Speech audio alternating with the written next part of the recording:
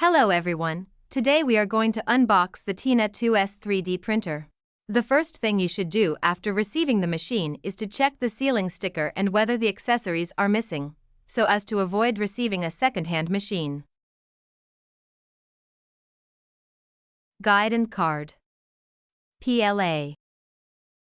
TF card, reader, Type-C, glue, 1.5/2.0/2.5 wrench, 8 wrench, nozzle. USB. Power.